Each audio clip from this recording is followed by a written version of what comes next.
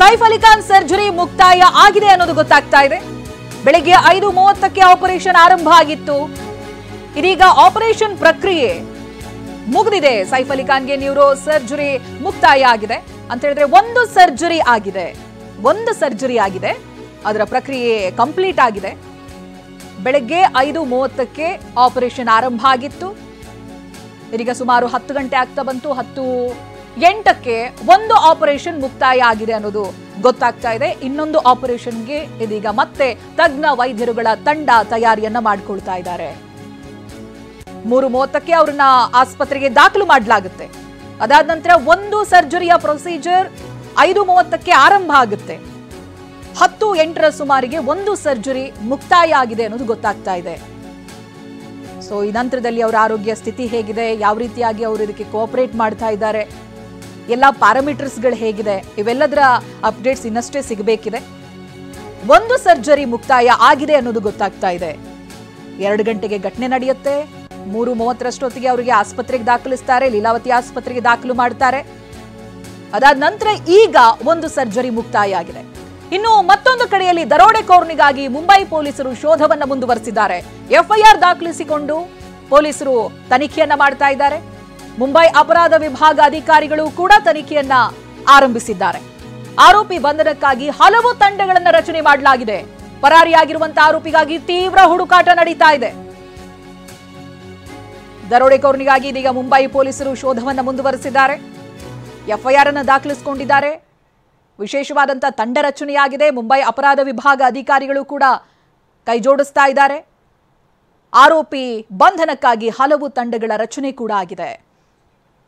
ಹರೀಶ್ ಈ ಬಗ್ಗೆ ಮಾಹಿತಿಯನ್ನು ಕೊಡ್ತಾ ಹೋಗ್ತಾರೆ. ಹರೀಶ್, ಒಂದು ಕಡೆಯಲ್ಲಿ ಒಂದು ಆಪರೇಷನ್ ಪ್ರಕ್ರಿಯೆ ಏನಿದೆ ಅದು ಮುಕ್ತಾಯ ಆಗಿದೆ ಅನ್ನೋದು ಗೊತ್ತಾಗ್ತಾ ಇದೆ. ಅವರ ಪ್ಯಾರಾಮೀಟರ್ಸ್ ಬಗ್ಗೆ ಏನಾದರೂ ಅಪ್ಡೇಟ್ಸ್ಗಳು ಸಿಗ್ತಾ ಇದೆಯಾ? ಅದರ ಜೊತೆಗೆ ಮತ್ತೊಂದು ಪೊಲೀಸರ ತಂಡ ಇದೀಗ ದರೋಡೆಕೋರನಿಗಾಗಿ ಶೋಧವನ್ನ ಮುಂದುವರಿಸ್ತಾ ಇದೆ. ಏನೇನು ಅಪ್ಡೇಟ್ ಸಿಗ್ತಾ ಇದೆ ಹರೀಶ್? ಹೌದು ಚೈತ್ರ, ಡಾಕ್ಟರ್ ಲೀಲಾವತಿ ಆಸ್ಪತ್ರೆಯಲ್ಲಿ ಈಗ ಚಿಕಿತ್ಸೆ ಮುಂದುವರಿತಿರುವಂತಹದ್ದು. ಸೈಫ್ ಅಲಿ ಖಾನ್ ಅವರಿಗೆ ಈಗ ಒಂದು ಆಪರೇಷನ್ ಮುಗಿದಿದೆ, ಸಕ್ಸಸ್ ಆಗಿದೆ ಅನ್ನುವಂತಹ ಮಾಹಿತಿ ಸಿಗ್ತಾ ಇದೆ. ಇನ್ನು ಮುಂದಿನ ಸರ್ಜರಿಗಾಗಿ ವೈದ್ಯರು ಅಣಿಯಾಗ್ತಾ ಇದ್ದಾರೆ. ಕ್ಷಣದ ಮಾಹಿತಿಯನ್ನು ಕೂಡ ಅವರ ಕುಟುಂಬಸ್ಥರ ಜೊತೆ ಹಂಚಿಕೊಳ್ತಾ ಇದ್ದಾರೆ. ಮತ್ತೆ ಕರೀನಾ ಕಪೂರ್ ಅವರ ತಂಡ ಸ್ಟೇಟ್ಮೆಂಟ್ ಕೂಡ ಬಿಡುಗಡೆ ಮಾಡ್ತಾ ಇದೆ.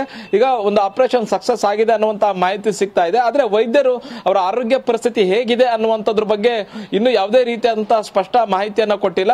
ತೀವ್ರ ಗಂಭೀರ ಸ್ಥಿತಿಯಲ್ಲೇ ಇದ್ದಾರೆ ಅನ್ನುವಂತಹ ಮಾಹಿತಿ ಸಿಗ್ತಾ ಇದೆ. ಇನ್ನ ಅಪರಿಚಿತ ದರೋಡೆಕೋರ ಏನು ಹಲ್ಲೆಯನ್ನ ಮಾಡಿದ್ದಾನೆ, ದಾಳಿಯನ್ನ ಮಾಡಿದ್ದಾನೆ, ಆತನ ಹುಡುಕಾಟಕ್ಕೂ ಕೂಡ ಈಗ ಪೊಲೀಸರು ಮುಂದಾಗಿದ್ದಾರೆ. ಮತ್ತೆ ತೀವ್ರತರನಾದ ಒತ್ತಡ ಪೊಲೀಸರ ಮೇಲೆ ಇದೆ.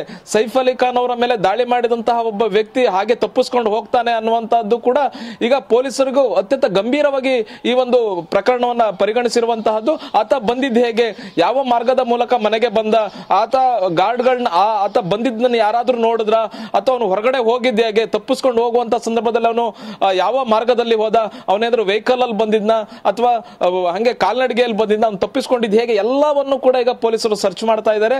ಸಿಸಿಟಿವಿ ಬಾಂದ್ರಾ ಪಶ್ಚಿಮದ ಪ್ರಮುಖ ರಸ್ತೆಗಳ ಸಿಸಿಟಿವಿ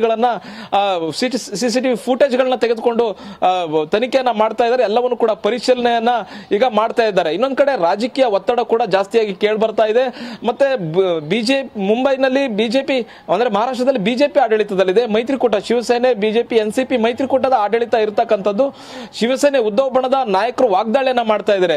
ಎಲ್ಲವೂ ಗೊತ್ತಿತ್ತು, ಮುಂಬೈನಲ್ಲಿರ್ತಕ್ಕಂತಹ ಬಾಲಿವುಡ್ ನಟರಿಗೆ ಬೆದರಿಕೆ ಇದೆ, ಸಲ್ಮಾನ್ ಖಾನಿಗೂ ಬೆದರಿಕೆ ಇದೆ, ಬಾಬಾ ಸಿದ್ದಿಕಿ ಅವರ ಹತ್ಯೆ ಆಯಿತು.